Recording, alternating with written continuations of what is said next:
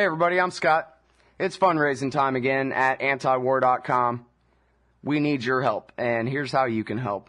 Stop by antiwar.com/donate or call Angela Keaton, our development director, at 323-512-7095. That's 323-512-7095, or you can shoot her an email over to akeaton@antiwar.com. Thank you very much for your support. All right, y'all, welcome back to the show. It's Anti-War Radio on Liberty Radio Network. Got one eye on MSNBC, another on Al Jazeera English, and my third eye over on antiwar.com.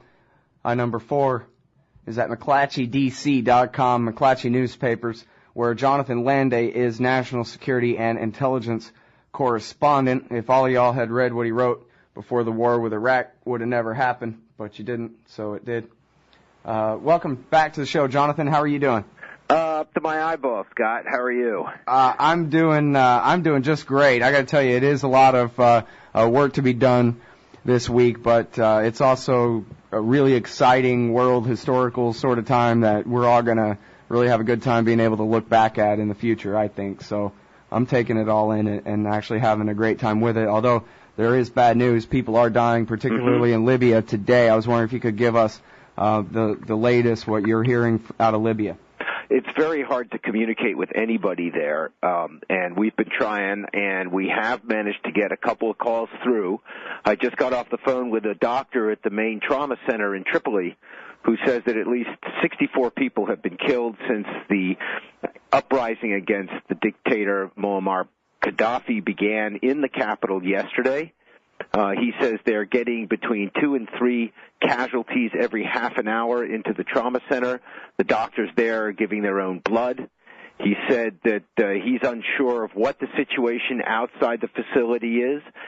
He says that bystanders are getting killed. He told me about a woman who got hit as she watched the clashes in the street from her windows. And beyond that, other people we've managed to get through to are staying in their homes because of the violence that's taking place. There have been reports of government aircraft bombing demonstrators in Tripoli, but the doctor I talked to and some of the other people we've managed to get through to are unable to confirm that. Yeah, I was interested in that. We've been hearing that actually for a couple of days now, and I haven't seen any real confirmation. I wonder if you know about Al Jazeera's report that some of the Air Force pilots have instead defected and gone to Malta rather than carrying out their orders. That is what the reports coming out of the wire agencies are saying, that several MiGs flown by Libyan pilots and a helicopter, I believe, arrived in Malta today. There are reports out there of Libyan diplomats defecting in Europe, giving up their jobs. The Libyan embassy here in the United States in Washington is closed. No one's answering the phone there. We tried that. Wow. Well, this is what Al Jazeera is calling the latest pictures.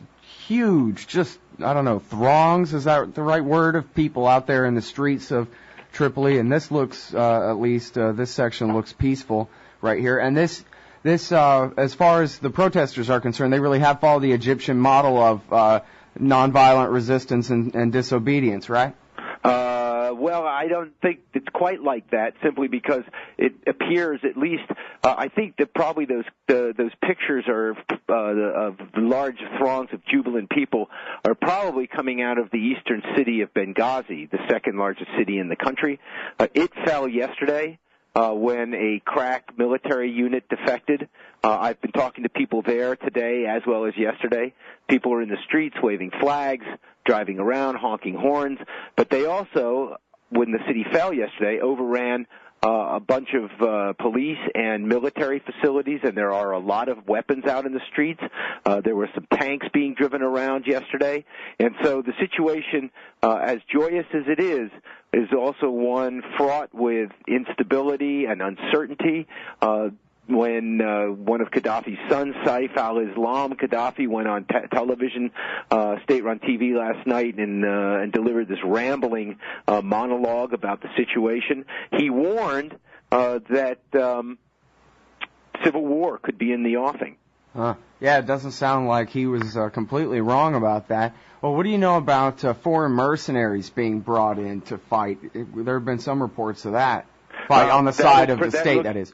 That looks to be pretty accurate. There are YouTube videos. I've talked to people about this in Benghazi who confirm this. There are YouTube videos, in fact, of people who appear to be African mercenaries.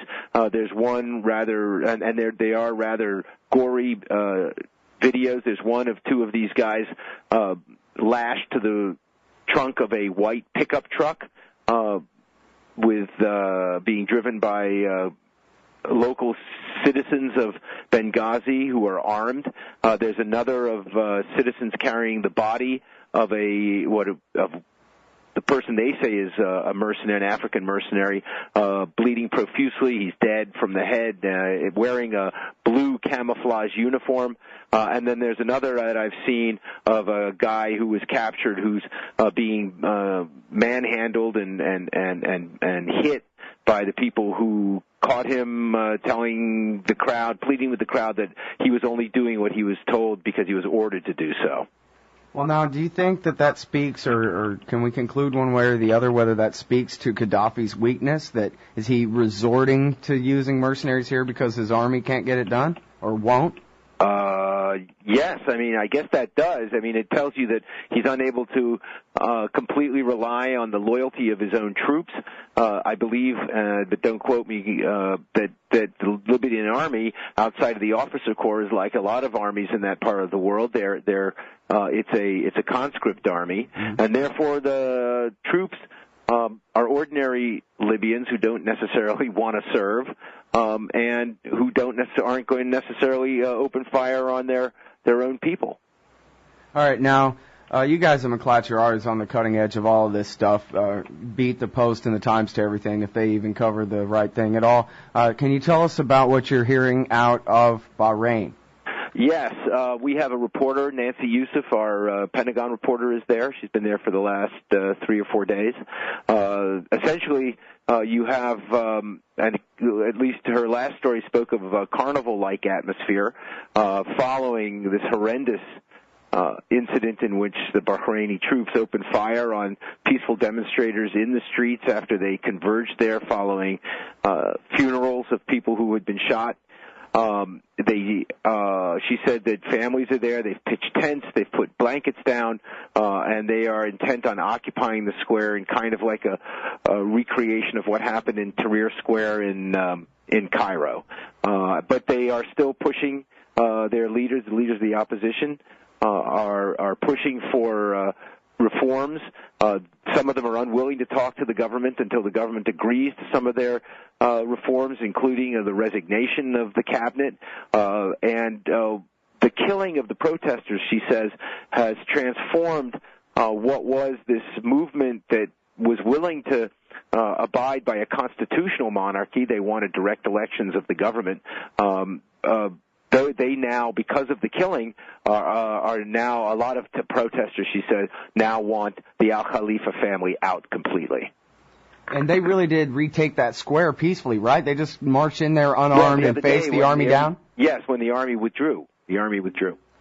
I mean, but it withdrew first and then they came, or they kind of faced them out, marched them out of there? They kind of marched in, and the army just kind of faded away. Wow. That is so cool. Sorry, I know you're reporting, and I'm talking about how great it all is, but it really is something to behold. Across the Middle East, can you tell me anything real quick about Algeria, Morocco? Do you know? I think people should keep their eyes on all of the region where there are monarchs and despots in power. The region is obviously undergoing what may be changes of seismic proportion that this country and others are unable to do anything about. But what we've seen thus far are changes that mitigate against what what some right-wing Americans are talking about, Islamics taking over, and are indeed demanding democratic reforms and democracy, not Islamic rule. Right on. All right, everybody. That's Jonathan Landay at McClatchy Newspapers. Thanks very much. My pleasure, Scott.